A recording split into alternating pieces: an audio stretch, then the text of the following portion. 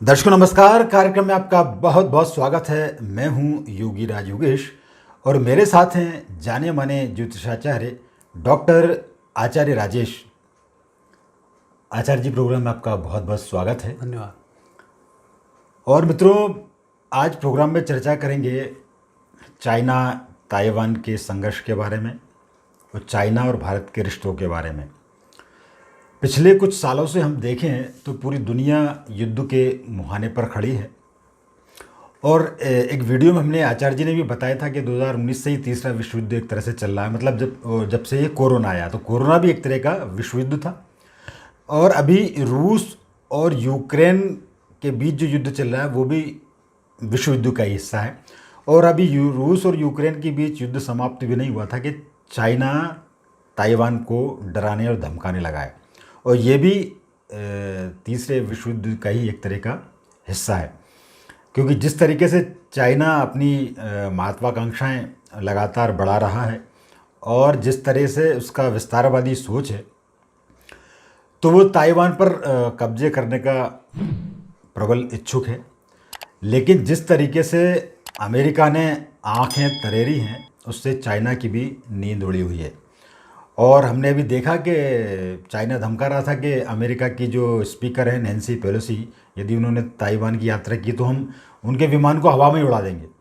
लेकिन ये सारी बातें हवा हवाई हो गई चीन की तरफ से, क्योंकि वो न केवल नैन्सी पेलोसी वहाँ आई, उन्होंने दौरा किया, बल्कि उसके बाद अमेरिका का एक प्रतिनिधिमंडल भी ताइवान का दौरा कर चुका है।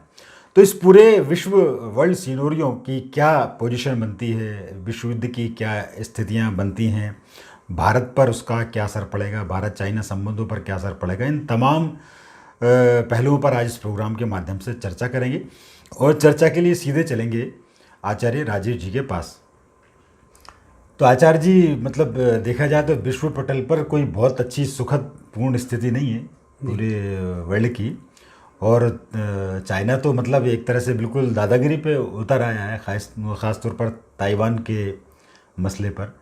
तो ये संघर्ष जो है चाइना ताइवान का, ये कहाँ तक आगे जाएगा और ताइवान की क्या स्थिति रहेगी, चाइना की क्या स्थिति बनेगी? इसमें देखो, अभी 2019 से जो स्थिति बन रही है 2032 तक, ये स्थिति तो वैसे तो 2012 से 2032 तक की स्थिति है जिसमें कि लगातार ऐसा चलता रहेगा। और ताइवान और चीन की यदि कुंडलियों की हम गणना करें, शी जिनपिंग की कुंडली देखें और चाइना की कुंडली देखें और चाइना की राजनीति को देखें, तो चीन एक बनिया देश है। जैसे बनिए की एक विशेषता होती है, वो थोड़ा सा ब्याज देने के बाद फिर उसकी जो गिरवी सामान रखा होता है उसको हड़प जाता है। वो उसकी कोशिश रहती है ब्याज पर ब्याज, इस तरीके से उसका चक्र चलता है कि बनिए का ब्याज कभी ख़त्म नहीं होता है। तो वही स्थिति चाइना की भी है। चाइना क्योंकि 8-10 देशों को हड़प चुका है ना, धीरे धीरे करते करते वो, तो उसको उम्मीद है कि मैं ऐसी धीमे धीमे चाल चलूँगा और सामने वाले देश को कमज़ोर करो और उसको हड़प लो। जैसे उसने हांगकांग के साथ किया, उस पर धीमे से कब्जा कर लिया। जरा सा युद्ध लड़ा, तिब्बत को उसने जवाहरलाल नेहरू जी की कृपा से तिब्बत को प्राप्त कर लिया। वो पड़ोसी देश के नेताओं को खरीदता है और नेताओं को खरीद के उनको फिर ब्लैकमेल करता है। अब मोदी जी उससे ब्लैकमेल नहीं हो पाए, बाकी नेता ब्लैकमेल थे तो सब ठंडे पड़े हुए थे, कोई अपनी सेना तैयार नहीं कर रहा था, कोई सेना की तरफ ध्यान नहीं दे रहा था और चीन धीमे धीमे बढ़ रहा था। आज मोदी जी उसके झांसे में नहीं आए, मोदी ने अपनी एक सेना खड़ी कर दी, भारत की तरफ से असुरक्षित हो गया वो। वहीं यदि हम ताइवान को देखें तो ताइवान की राष्ट्रपति तसाइंग बेन जो हैं वो उसके झांसे में नहीं आई, वो भी ईमानदार हैं, उन्होंने एक अपना नेतृत्व खड़ा कर लिया। यहाँ श्रीलंका को देखते हैं, यहाँ के श्रीलंका के जितने नेता थे इन सबको उसने ब्लैकमेल किया, उन सबको उसने चारे डालने शुरू किए। आज श्रीलंका की आप हालत देख रहे हैं, वहाँ भूखों मरने की स्थिति है। यदि हम हमारे पड़ोसी देश बर्मा की बात करें तो बर्मा में उसने राष्ट्रपति शासन हटाकर सेना का शासन लगवा दिया। वहाँ के नेताओं को खरीदा, नेताओं को एक्सपोज करवाया और जनता से उनके खिलाफ विद्रोह करा दिया।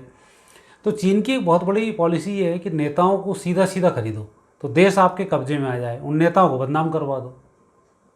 ऐसा करते हुए चला गया। जैसे आपने पाकिस्तान देखा हो, पाकिस्तान का हर नेता भ्रष्ट है और उसके कितना कहाँ तक भ्रष्ट है उसकी सारी सूची चीन के पास होती है। जैसे ही चुनाव आते हैं, कोई नेता को उसको हरवाना होता है, किसी को जितवाना होता है, तो सामने वाले के वो लूप होल खोल देता है और वो देश में कब्जा करने की स्थिति में आता है। नेपाल की सरकार देखो, इससे पहले ओली की जो सरकार थी उसने ओली को अपने गिरफ्त में लिया और नेपाल को तत्काल हिंदू राष्ट्र से हटाकर दूसरे राज्यों का उसको दर्जा दिला दिया अभी। तो वहाँ भी एक स्थिति बन गई। तो ऐसा करते करते उसने नेपाल को भी हिंदू राष्ट्र से हटवा दिया। तो यह स्थिति लगातार वो करता रहता है। अब उसके साथ दिक्कत यह है कि हिंदुस्तान एकदम उसके खिलाफ खड़ा हुआ है ईमानदार शासन के कारण। मोदी जी गिरफ्त में नहीं आए तो ये देश उसके खिलाफ खड़ा हो गया। वहाँ तसाइंग बैन उसके गिरफ्त में नहीं आई, ताइवान उसके सामने खड़ा हो गया। अब संकट ये है, यदि वो ताइवान पर हमला करता है तो अमेरिका उसके साथ जुड़ जाता है। अमेरिका साथ नहीं भी जुड़ता है तो ताइवान अपने आप में इतना समृद्ध है कि चीन को इतना इकोनॉमिक रूप से तोड़ देगा कि चीन के यहाँ खुद ही विद्रोह खड़ा हो जाएगा। चीन एक बनिया देश है, वो किसी व्यक्ति को कुछ नहीं देता। जैसे बनिए कि आप नौकरी करते हो तो खाली पेट भरने के लायक आपको नौकरी पर रखता है, वो सारे बनिए एक हो जाते हैं तो आपको ज़्यादा तनख्वाह कोई देता ही नहीं है। इसमें फिर कहीं शादी विवाह आ जाता है तो फिर आपको लोन दे देता है, उस लोन की चपेट में फिर आप आते जाते हो। तो ऐसे वहाँ जनता को उसने लपेटा हुआ है। आज जितना अच्छा हांगकांग में लोग रहते थे, हांगकांग की इकोनॉमिक स्थिति जितनी अच्छी थी, आज उसने सब तोड़ दी। लोग हांगकांग से भगना शुरू कर दिए। तो उसकी जो स्थिति है वो यही है कि लोगों को तोड़ दिया जाए, कम से कम वेतन पे रखा जाए, लोग भूखों मरने की स्थिति में आ जाएं तो फिर शासन के आगे गिड़गिड़ाएंगे और वैसे ही वो शासन करेंगे। तो इस स्थिति में के कारण वो दूसरे देशों पर कब्जा करना शुरू करता है। तो अब से स्थिति यहाँ यह बन गई कि ताइवान उसके कंट्रोल से बाहर है, इंडिया उसके कंट्रोल से बाहर है और कई देश, जापान वगैरह भी जो क्वाडो संगठन जो बना है, ये सब संगठन अब एक हो रहे हैं। और जितनी देर ताइवान से उलझने में लगाएगा उतने ही और देश इकट्ठे होते चले जाएंगे और चीन के लिए खतरा पैदा कर देंगे। और आने वाले समय में चीन की दुर्गति होगी और आने वाले समय में चीन 6 टुकड़ों में भी विभाजित होगा। ये निश्चित रूप से मैं ग्रह योगों के अनुसार कह सकता हूँ। अच्छा, मतलब ये सोवियत रूस की तरह एक तरह से बिखर जाएगा, टुकड़े टुकड़े होंगे। ये तो आचार्य जी आप बहुत बड़ा मतलब एक तरह से एक बड़ी भविष्यवाणी भी है, बड़ा रहस्योद्घाटन भी है कि चाइना टुकड़े टुकड़े में खंड खंड हो जाएगा। लेकिन जिस तरीके से वो आगे बढ़ रहा है, जैसे कि आपने बताया कि वो कर्ज देता है, मतलब एक तरह से सूदखोर बिल्कुल चाइना है ये, सूदखोर जो लोगों को कर्जा दे के दबा लेता है। और देखने में और पढ़ने में ये भी आता है कि वो इतना कर्जा देता है, मतलब आपकी औकात से ज़्यादा आपको कर्जा दे देता है। जैसे पाकिस्तान को उसने 50% से, उनकी इकोनॉमी का 50% से ज़्यादा उसने कर्जा दे रखा है। श्रीलंका को कर्जा दे रखा है और श्रीलंका को भी एक तरह से, श्रीलंका का एक एयरपोर्ट तो एक तरह से उसने कब्जा ही कर लिया है। ऐसे ही पाकिस्तान में जो सीपेक बनाया उसने, चाइना इंडस्ट्रियल जो रोड कॉरिडोर जो बनाना है सीपेक, उसमें भी सारे के सारे चाइना के ही लोग हैं और एक तरह से उसने पाक पे भी कब्जा कर लिया है। तो ये जो उसकी विस्तारवादी नीति है और ये बहुत आसान है, मतलब इसमें तो उसको युद्ध करने की जरूरत भी नहीं पड़ रही और कब्जा भी करता चला नहीं, इसमें कब्जा उसने भारत में जवाहरलाल नेहरू को उलझा लिया था सीधा बर्मा के थ्रू। बर्मा से 90 किलोमीटर की ज़मीन उसने ली। तो वो जो क्षेत्र लिया उसने, हिंदुस्तान ने बड़े खुशी बर्मा को गिफ्ट कर दिया कि हम आपको देना, आपका क्षेत्र बढ़ाएंगे। वो बर्मा ने सीधा से उठा के चाइना को पकड़ा दिया। आज हमें उस बर्मा के कारण ही लेने देने पड़े हुए हैं, हमारी पूरी स्थिति खराब है और हमने शत्रु खड़ा कर लिया। अरुणाचल को हम नहीं संभाल पाए, वो चूँकि सेना हमारी वहाँ पर लगी हुई है, लेकिन वहाँ भी उसने विवाद खड़ा कर दिया। तो जिस तरह से उसने कुछ प्रयोग हिंदुस्तान के साथ किए थे और वह सफल हुआ था, उसी प्रयोगों को करके तो 10-12 देशों को उसने हड़प ही कर लिया।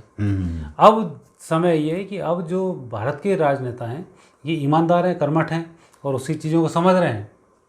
अब उसके लिए सब भारी पड़ रहे हैं। ऐसे ताइवान पे कब्जा करने में टाइम नहीं था उसका, लेकिन जो तसाइंग बैन जिस तरह से वहाँ सत्ता संभाली और उन्होंने जो एक दुर्गा की तरह मोर्चा संभाला, तो वहाँ पर चीन की हालत उसने ख़राब की हुई है। ये बात अलग है कि वहाँ भी उसने सब समुद्र में अपना पूरा जाल फैला के चारों तरफ से उसको भी घेर के दीन दुनिया से अलग कर दिया है। लेकिन ये समय बहुत दिन तक नहीं चल पाएगा और बहुत जल्दी ही अब चीन का विनाश निश्चित है और 2023 से इसकी शुरुआत होगी और 24 तक तो आते आते काफ़ी कुछ नेगेटिव स्थिति हो जानी है। नहीं, ये बात आप सही कह रहे हैं। चाइना के जो आज भाव बढ़े हैं उसका एक बहुत बड़ा कारण जो पूर्ववर्ती जिन नेताओं का आपने नाम लिया है वो बहुत हद तक जिम्मेदार हैं। मतलब चाइना हमारे 2 साल बाद स्वतंत्र हुआ और आज वो कहाँ से कहाँ पहुँच गया। और ना केवल चाइना को इन्हें नेहरू जी ने मान्यता दी, बल्कि उसको इतना ज़्यादा सिर पे चढ़ा लिया कि वो उसकी विस्तारवादी योजनाओं को ही समझ नहीं पाए और कई किलोमीटर हिस्सा अपना वहाँ चला गया। 30,000 किलोमीटर हिस्सा गया उसमें। जी जी। तो ये डेफिनेटली ये पूर्ववर्ती सरकारों का दोष था, जिसका कि आज तक हम परिणाम भुगत रहे हैं। दोष नहीं था, ये ब्लैकमेल हो चुके थे। इसलिए देश में देशवासियों से मैं तो हमेशा निवेदन करता हूँ कि देश की कुर्सी पर बहुत ईमानदार व्यक्ति होना चाहिए। यदि ईमानदार व्यक्ति नहीं हो तो आप पार्टी हरा दो, उसमें कोई दिक्कत नहीं है, लेकिन जो मुखिया हो वो बहुत ईमानदार हो। आज मोदी जी ब्लैकमेल नहीं हो पा रहे हैं, इसलिए भारत की ये स्थिति है। बाकी सरकारों के प्रधानमंत्री ब्लैकमेल होते आए, आज आपने देखा होगा कोई ईडी के चक्कर लगा रहा है, कोई कहाँ लगा रहा है। ये जब यहाँ आज मालूम है तो चाइना को नहीं मालूम था कि उसने सबको कब्जे में लेकर अपनी विस्तारवादी नीतियों को अपनाया और देश को कमज़ोर करके उनकी जड़ें खोदी। तो ये स्थिति, इसमें आज जो हम मजबूत हैं उसके पीछे मजबूत सरकार, ये जो नेतृत्व करता है वो सबसे ज़्यादा मजबूत है। नीचे के भले ही भ्रष्ट हों चल जाते हैं, पर जो शीर्ष मुखिया है वो बहुत ईमानदार होना चाहिए। नहीं, बिल्कुल आपने आचार्य जी बहुत सही बात की कि शीर्ष नेतृत्व आपका ईमानदार होना चाहिए। और चाइना जैसे देशों के सामने तो शीर्ष नेतृत्व के अलावा विपक्ष भी बहुत ईमानदार होना चाहिए। क्योंकि चाइना का, जिसका आप जिक्र कर रहे थे, चाइना न केवल देशों को कर्ज देता है बल्कि विपक्ष के नेताओं को घूस देता है, वो खरीद लेता है। अभी तो आपने ये नहीं देखा, अभी मैं आपसे भविष्यवाणी कर सकता हूँ कि 2023 ये किसान आंदोलन फिर एक नरसंहार की तरह उभरेगा और नाम किसानों का होगा और सिर्फ इसमें चाइना के लोग घुसे होंगे। अच्छा। कहीं इसकी तरफ से आना शुरू, खालिस्तानी की तरफ से खालिस्तानी आना शुरू करेंगे, कहीं पाकिस्तान से अंदर आतंकवादी घुसना शुरू करेंगे। क्योंकि वहाँ एक जो सरकार है पंजाब में, बहुत अच्छी सरकार नहीं, वो फिर उनको खालिस्तानियों को सपोर्ट करना शुरू करेंगे, खालिस्तानियों को। तो वो स्थिति भी इसमें बनेगी। मोदी जी के लिए 2024 का जो चुनाव है, चूँकि पंछी के मुँह से परमेश्वर बोलेगा, इसलिए मोदी जी चुनाव जीतेंगे। अन्यथा मोदी जी की इसमें 2023 के एंड से 24 तक बहुत दुर्गति होने वाली है कि इतने सारे संगठन खड़े होंगे, इतनी सारी हड़तालें शुरू हो जाएंगी कि दिल्ली को ये लोग बहुत जाम कर देंगे। तो वहाँ गृह मंत्री को अभी स्थिति बहुत कंट्रोल अभी से करना चाहिए ताकि स्थिति ना बने। अब जैसे ही कल परसों में अभी जो किसानों ने पूरी दिल्ली को जाम कर दिए, 5-10 हज़ार किसान इकट्ठे आके बैठ गए। तो ये जो इस तो किसानों के नाम पे आप डंडे भी नहीं चला सकते, नहीं तो फिर लगता है कि हम किसानों पे गोली चला दी, किसानों को लिए कर दिया, किसानों को लिए कर दिया। किसानों को पता ही नहीं किसानों ग्रुप में आतंकवादी घुसा है। तो जो स्थिति है वो यही। तो अब जो चाइना करेगा, अब विपक्ष को उसने खरीदा हुआ है। जैसे ही चीन में कुछ घटनाक्रम होता है, विपक्ष तत्काल कूदना शुरू कर देता है। विपक्ष के नेता जैसे ही विदेश जाते हैं, कुछ ना कुछ वहाँ से ज्ञान लेके फिर चले आते हैं, फिर नए उपद्रव करना शुरू करते हैं। तो ये बात आपने सही की कि जो एक शीर्ष नेतृत्व के साथ साथ विपक्ष को भी बहुत ईमानदार होना चाहिए देश की तरक्की के लिए, जिसका अभी भारत में अभाव दिख रहा है। हाँ, नहीं, हमने कई मौके पर देखा है ना, जैसे राहुल गांधी जब भी विदेश जाते हैं तो भारत के खिलाफ वो बोल के आते हैं। बिल्कुल। और चाइना को लेकर तो बहुत पॉजिटिव उनका रवैया रहा है। तो वो तो जो जिस तरीके के जो खबरें मीडिया रिपोर्ट्स में आती हैं कि चाइना जो है विपक्ष के नेताओं को भी पैसे देता है, खरीदता है, उससे इन बातों की पुष्टि होती कि जब कांग्रेस का बड़ा नेता बाहर जाकर इस तरह की बातें करता है, तो विपक्ष का ईमानदार होना बहुत ज़रूरी है। और ये तो आप बहुत बड़ा मतलब उद्घाटन कर रहे हैं कि किसान आंदोलन की आड़ में चाइना और इस तरीके के 2023 एंड से शुरू हो जाएगा, अक्टूबर-नवंबर से 2024 तक पूरा चलता रहेगा। अच्छा, नहीं, पर ये इनके षड्यंत्र में सफल हो पाएंगे क्या? ये इस देश में थोड़ा सा यहाँ, हालांकि उस पुराने समय में और अब के समय में बहुत अंतर आया है कि पहले भावनात्मक रूप से इंदिरा गांधी हारी तो तत्काल एक बहुत संवेदनाएं लोगों की जागृत हुई, बहुत अच्छे से कांग्रेस को उन्होंने बैठा दिया, भारी बहुमत से जिता दिए। अब वो चीज़ें नहीं होती हैं, तो इसलिए उतना प्रभाव वोट के रूप में नहीं होगा। लेकिन देश की इकोनॉमिक स्थिति करना, बसों को फूंकना, सरकारी संपत्ति में नुकसान पहुंचाना, रेल को नुकसान पहुंचाना, ये सब तो होगा। 2023 उस दृष्टि से भारत के लिए बहुत अच्छा नहीं है। और सरकार चाहे, जैसे मैंने पहले भी कहा था कि किसान आंदोलन को आप कितना ही भाई भतीजेवाद में करके और चुपचाप रख लें, वो मैंने कहा था अरविंद केजरीवाल वहाँ जीतने वाला पंजाब में, आप लाख किसानों के हाथ पैर जोड़ते रहें। वही स्थिति अब भी यदि ये उपद्रव करते हैं तो बिल्कुल लाठीचार्ज या जो भी एक स्थिति इनकी बनती है सरकार की तरफ से इन उपद्रवियों को शांत करने की, वो सब इन्हें आजमाना चाहिए ताकि देश को कम से कम नुकसान हो और देश की स्थिति अच्छी हो। और आप जितना सख्ती के साथ अपराधियों से निपटेंगे, जनता उतना ही आपके साथ होती है। और ये उत्तर प्रदेश में योगी जी के चुनाव नेतृत्व ने आपको बतला दिया है। नहीं, बिल्कुल तो वहाँ थोड़ा सा ध्यान रखना होगा, क्योंकि ग्रह योग इस तरह के हैं कि आप जब तक जिद्दी नहीं बनेंगे, जब तक आप सेना को शामिल नहीं करेंगे, हालांकि अग्निवीर योजना लाकर संकेत तो है कि कुछ ना कुछ अच्छा करने वाले हैं। और किसानों ने अभी कहा भी हम अग्निवीर योजना का विरोध करते हैं, तो उसके विरोध में भी अभी आएंगे। उन्होंने अपने आंदोलन में शामिल किया उस योजना में। तो ये सब चाइना की जो चाल आप बता रहे हैं, वो विपक्ष के लोगों को खरीदता है, विपक्ष के लोगों से उठवाता है सवाल। भारत की सेना पर लोग विपक्षी सवाल खड़े कर देता है, जबकि उस विपक्ष को जानना चाहिए कि हम देश में रह रहे हैं। तो ये सब उसी के कहने पर हो रहा है। तो उस तरह से जो इनको कंट्रोल करता है और उसके बाद फिर दूसरे देशों पर लगाम लगाने की कोशिश करता है, तो वो कोशिशें अब चीन की नहीं चल पा रही हैं, क्योंकि ताइवान की जो स्थिति है 2012 से 2022 तक, ये उसका बहुत अच्छा समय है। अच्छा अच्छा। और 12 से 22 तक वो लगातार प्रोग्रेस पे भी है। वो ऐसा नहीं है कि वो विदेशी हथियारों के दम पे ही चीन से नहीं डर रहा है, वो खुद के यहाँ भी उसकी स्थिति मजबूत बनी हुई है कि उसको इतना तहस नहस कर देगा कि आधे चीन में बवंडर लाकर खड़ा कर देगा वो।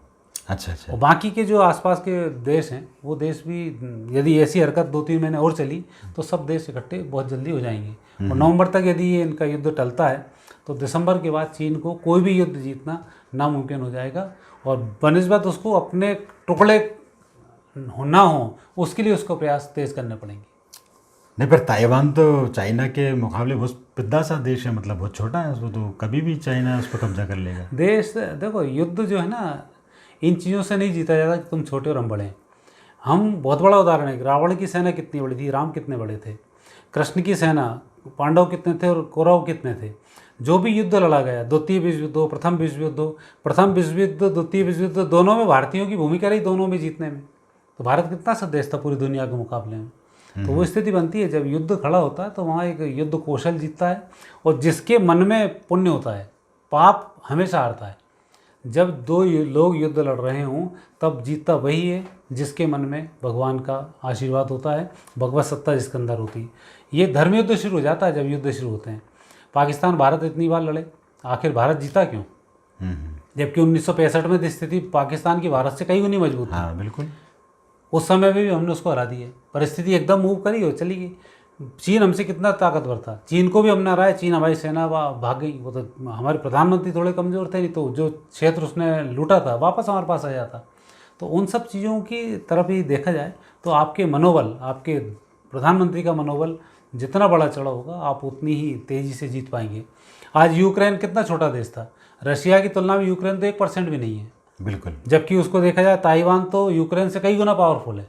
जी। आज उसने रूस की हालत ख़राब की हुई है। हाँ। एक छोटा सा देश तो उसके लिए खड़ा किया हुआ है, उसका एक हौसला है और हौसले के दम पे टिका हुआ। नहीं, ताइवान की जो सबसे बड़ी पावर है वो उसकी जो सेमीकंडक्टर जो बैटरियां जो बनाता है, पूरे वर्ल्ड में नंबर 1 है वो। बिल्कुल। मतलब चाइना भी उस पर डिपेंड करता है। वो यदि जरा सा हाथ खड़ा कर दे तो ये सब ढह जाएंगे। मतलब जो आजकल जो इलेक्ट्रिकल व्हीकल जो चल रहे हैं उसमें जो सेंसर्स लग रहे हैं, लैपटॉप, कंप्यूटर, मोबाइल में जो सेंसर है वो सब ताइवान करता है। तो ये इकोनॉमी के मामले में बहुत एडवांस है ताइवान, इसमें बिल्कुल आपने सही बात कही है। और आचार्य जी, एक बात आपने बहुत बढ़िया कही कि जो विश्व युद्ध है वो धर्म युद्ध में बदल जाते हैं जी। और फिर धर्म युद्ध में जीतता वही है जो धर्म के साथ होता है, जो सत्य के साथ होता है। और ये जितने भी कंट्रीज़ की अपन बात कर रहे हैं, जो आतताई, जो विस्तारवादी जो लोग हैं, खासतौर पर चाइना, ये धर्म पे चलने वाले लोग नहीं है। चाइना है, पाकिस्तान है, जिस तरीके की ये जो कंट्रीज़ हैं, ये दूसरों को हड़पने की इनकी पॉलिसी है। और जिस तरीके का आप ये जो सीनेरियो बता रहे हैं उससे लगता है कि ये सफल इसमें हो नहीं पाएंगे, क्योंकि जो परिस्थितियों का आपने जो डिस्क्रिप्शन किया है उसके मुताबिक। आज आप देखें ना, इजराइल कितना सा छोटा सा देश है, जबकि इतने सारे मुस्लिम देश उससे के यार गुना बड़े हैं, कुछ नहीं कर पाते उसका। जी, मनोबल वाली बात है, क्योंकि यहाँ यदि आप राष्ट्र के प्रति समर्पित आपका नेता है, राष्ट्र के लोग राष्ट्र पर समर्पित हैं, तो आपका कोई कुछ नहीं बिगाड़ सकता है। आज हम जरा सी फिल्में देखते हैं, ऊट पटांग भारत की संस्कृति का लोग विरोध कर देते हैं, हम उन्हीं का विरोध नहीं कर पाते। तो एक राष्ट्रीयता आपके अंदर जितनी तेजी से आएगी, और आ रही है जागरूकता, जिस तरह से भी एक चड्डा फिल्म फ्लॉप हुई, संकेत है निपटाने का, तो वैसा ही इस देश में होता है कि देश का नेता, देश की सेना और देश के लोगों का जज्बा, सैनिकों का, वो जीत दिलाता है, ना कि हथियार जीत दिलाते हैं, ना बड़ी चीज़ें जीत दिलाती हैं। और अल्टीमेट जीत ताइवान की इसमें होने वाली है। और जिस तरफ भगवान की सत्ता होती है, लोग फिर वहाँ जुड़ते जाते हैं। तो ताइवान के पास एक धर्म है, वो लोग ताइवान की तरफ जुड़ते जाएंगे और ताइवान विजयश्री को प्राप्त होगा। और चीन की निश्चित रूप से इसमें बहुत गहरी हार होगी। ये बहुत बड़ी बात आपने आचार्य जी बोली कि चीन की इसमें बहुत बड़ी हार होगी। एक छोटा सा चलते चलते सवाल ये भी ले लेते हैं कि आखिर आपने जो जिक्र किया था कि चाइना बढ़ जाएगा टुकड़े टुकड़े, उसके पीछे क्या वजह है? मतलब उसके पीछे कुछ ग्रह योग हैं। अच्छा। हाँ, जैसे जैसे आप टुकड़े टुकड़े जुड़ते जाते हैं, जब टूटते हैं तो टुकड़े टुकड़े व्यक्ति टूटना शुरू हो जाता है। तो वही देशों के साथ भी होता है। जिस तरह से आपने लोगों को घेरा है, आज उनके ग्रह बेकार थे, उनके नेता बेकार थे, उनकी जनता बेकार थी कि जो गलत लोगों पर उन्होंने भरोसा किया, उसको आज वो भुगत रहे हैं। आज श्रीलंका को देखते हैं, गलत लोगों पर भरोसा किया, श्रीलंका भुगत रहा है।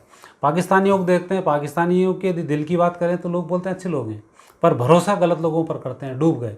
नेपाल ने गलत व्यक्ति पर भरोसा किया, नेपाल डूब गया। तो इस तरह से ही धीमे धीमे इन अपराधियों को उसने मिलाकर एक चाइना को बड़ा एरिया कर दिया। अब लोगों के अंदर वापस देशभक्ति जागृत होती है। जैसे ही राष्ट्रभक्ति जागृत होती है तो तत्काल जो जिसका क्षेत्र है वो क्षेत्र उस व्यक्ति तक वापस पहुंच जाता है। अर्थात जैसे कहते हैं ना, मरने के बाद आत्मा आती फिर नए सिरे से नया जन्म लेती है। तो वो स्थिति अब है कि वहाँ जनता लोगों के खिलाफ, शासन के खिलाफ करा रही है और वहाँ अब लोकतंत्र की आवाज़ आ रही है। उसके जो ग्रह योग हैं चीन के, वो ग्रह योग 2025 के बाद कभी भी लोकतंत्र की स्थापना कर सकते हैं। और जब वहाँ लोकतंत्र की स्थापना होगी तो जो देश जिसका था वो देश वही जागृत हो जाएगा और एक नए राष्ट्र के रूप में वहाँ का फिर निर्माण होगा। और जो नया निर्माण होगा वो फिर अच्छा होगा। फिर वहाँ ये वामपंथी शासन बहुत जल्दी ख़त्म हो जाएगा। आचार्य जी, आप बहुत बड़ा रहस्योद्घाटन कर रहे हैं, बहुत बड़ी बात आप बता रहे हैं और इच्छा नहीं होती कि इस चर्चा को यहाँ विराम कर दें, लेकिन चूंकि ये विषय बहुत व्यापक है और पूरे विश्व का मसला है तो एक छोटे से प्रोग्राम इसको समाहित करना मेरे ख्याल से थोड़ा सा ठीक नहीं होगा। अपन एक विस्तृत वीडियो इस पर बनाएंगे।